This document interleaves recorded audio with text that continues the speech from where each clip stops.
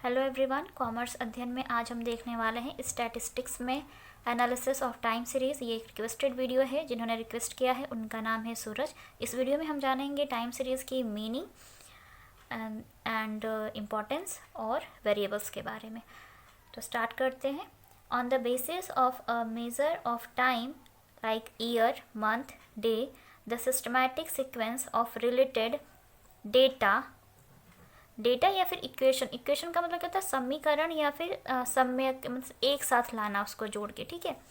Data with time series, okay.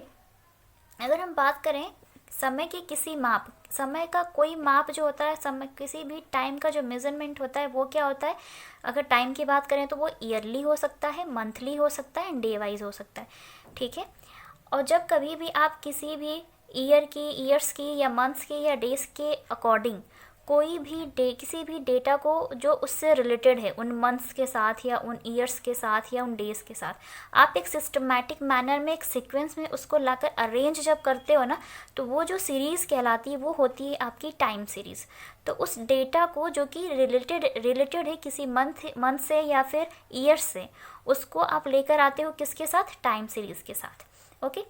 And the speed of time, the systematic study of the fluctuation in these values is called analysis of time series।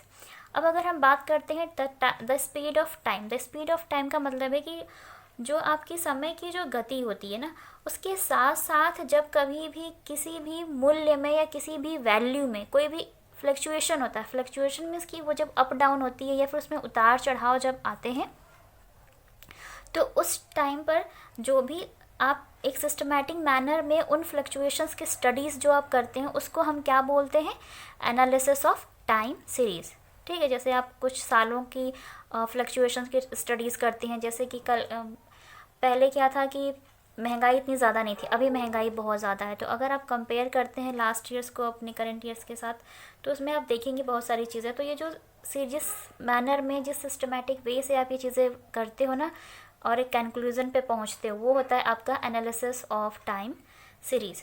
Simple इसकी हम definition देख लेते हैं। A time series consists of data arranged chronologically.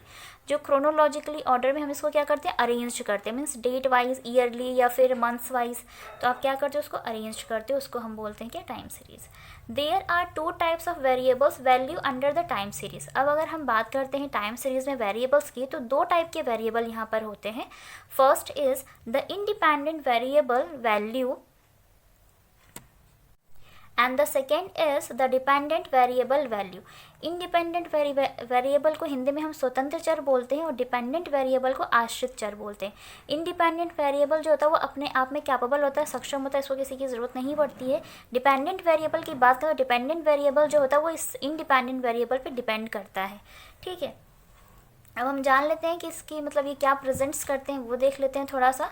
So independent variable value represent the value of time, while the value of the dependent variable represent the time and value and changes। ये तीनों को ही represent करता है, ठीक है। Independent variable क्या represent करेगा आपके सामने, कि एक टाइम के हिसाब से मूल्यों में क्या, मतलब मूल्य क्या हैं, ठीक है। सपोज़ कि पिछले साल जो, अगर हम रेट की बात करें, पेट्रोल की या डीजल के रेट की बात करें, तो पिछले साल क्या था, 100 रुपये के आसपास रहा होगा, ठीक है ना, 80, 90, 100 ऐसे रहा होगा।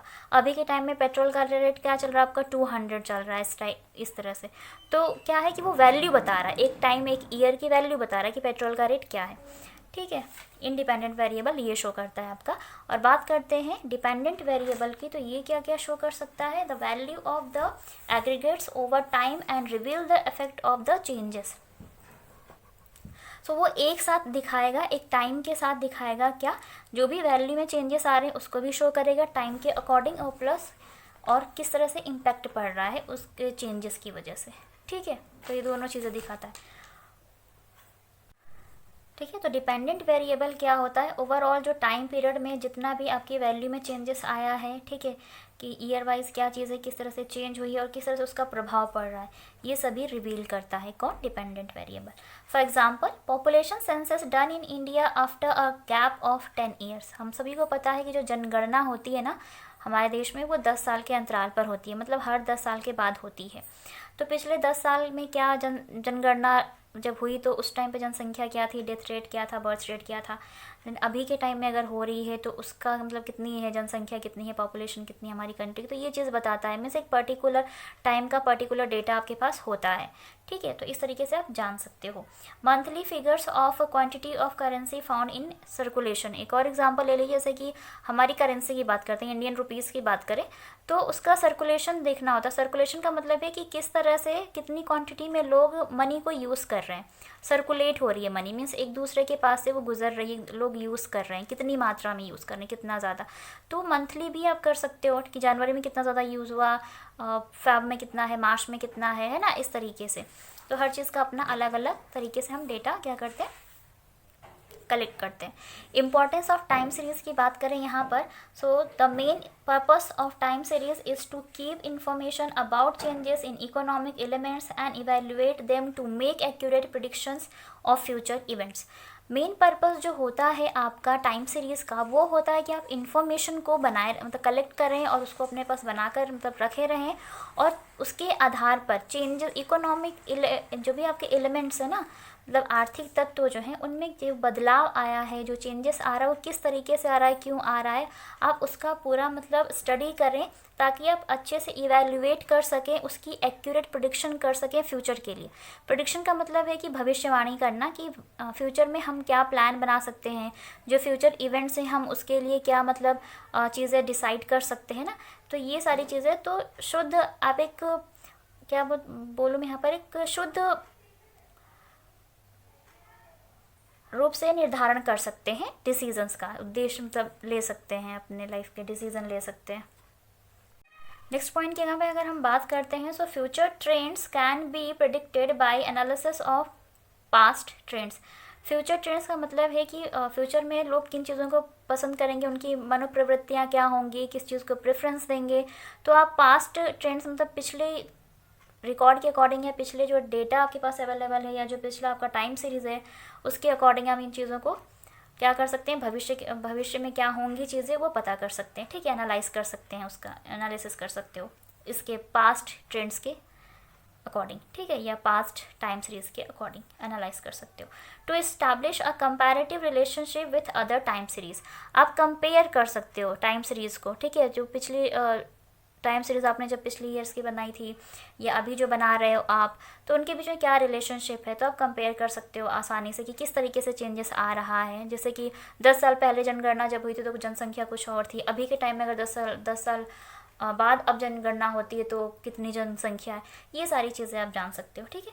The plans of future policies can be determine, और फ्यूचर के लिए आप पॉलिसीज़ डिटरमाइन कर सकते हो ईजिली कि क्या प्रोग्राम्स बनाने चाहिए, हमें किन पॉलिसीज़ को बनाना चाहिए और उनको फॉलो करना चाहिए।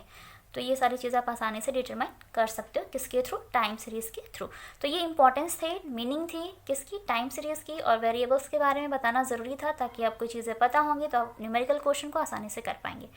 न्यूमेरिकल क्वेश्चन भी सॉल्व करेंगे। अगर आप चाहते हैं मैं उस पर वीडियो लेकर आऊँ तो कमेंट सेक्शन में कमेंट करके ज़रूर बताएं। वीडियो अच्छा लगा तो लाइक करें, फ्रेंड्स के साथ शेयर करें।